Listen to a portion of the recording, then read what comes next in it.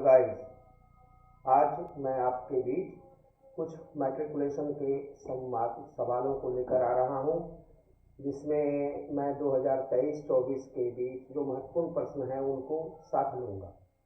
तो सबसे पहले मैं फिजिक्स में आपको ये बताना चाहूँगा कि फिजिक्स के अंतर्गत आने वाले कुछ महत्वपूर्ण सवाल हैं और बोर्ड एग्जामिनेशन, जैसा कि आप यहाँ पर देख पा रहे हैं, ये बोर्ड एग्जामिनेशन की क्वेश्चन 2023-2024 के बीच का है, जिसमें आपको सबसे पहले मैं फिजिक्स के बारे में बात करूंगा। इस फिजिक्स के अंतर्गत मैं चाहूँगा कि आप लोगों को सबसे पहले मैं इम्पॉर्टेंट चैप्टर्स की बात करूँ। इम्पॉर्टेंट चैप्टर्स के अंतर्गत सबसे पहला चैप्टर होता है लाइट। जैसा कि आपको अच्छे से पता है, लाइट जो है वो एक बहुत ही महत्वपूर्ण सवाल होते हैं। इन महत्वपूर्ण सवाल का जो सबसे पहला चीज है वो है रिफ्रैक्शन। आप देख पा रहे हैं रिफ्रैक्शन को, यहाँ रिफ्लेक्शन जो है वो काफ़ी महत्वपूर्ण है। इसके अंतर्गत हम लोग जो है वो ये देखेंगे कि रिफ्लेक्शन कहते किसको हैं और वो किस तरह से रिफ्लेक्शन हमारे लिए बहुत इम्पोर्टेंट होता है। सबसे पहले इसमें है डायग्राम, जो मिरर पर होता है या फिर कनकेव मिरर और कन्वेक्स मिरर पर होता है।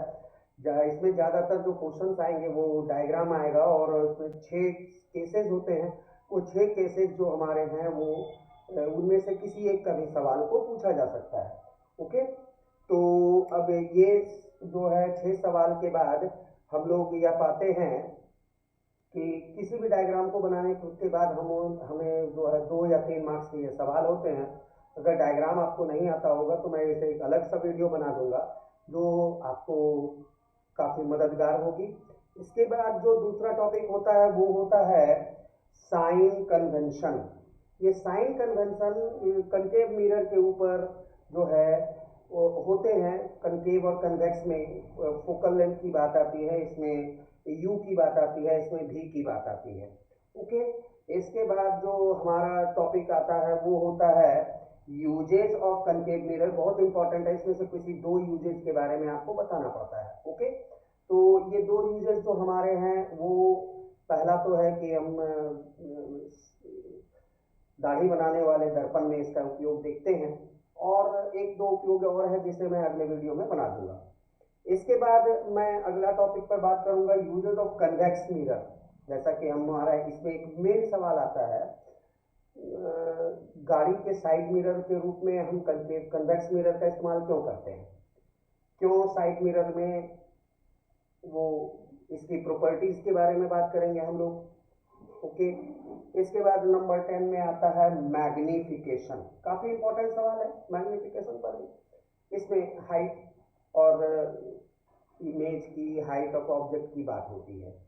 इसके बाद सवाल आ जाता है हमारा न्यूमेरिकल्स, जो कि मिरर के फार्मूला पर बेस्ड होता है। मिरर फार्मूला पर हम ये पाते हैं कि ये 1/v + 1/u = 1/f पे कुछ सवालें आती हैं। कभी u पूछा जाता है, कभी v पूछे जाते हैं, कभी f पूछे जाते हैं। और सबसे इम्पॉर्टेंट सवाल जो मैं अब तक आपके लिए बचा कर रखा था वो था हमारा लॉज ऑफ रिफ्लेक्शन। ये काफ़ी इंपॉर्टेंट सवाल है, आप लोगों को जरूर आता है ये सवाल।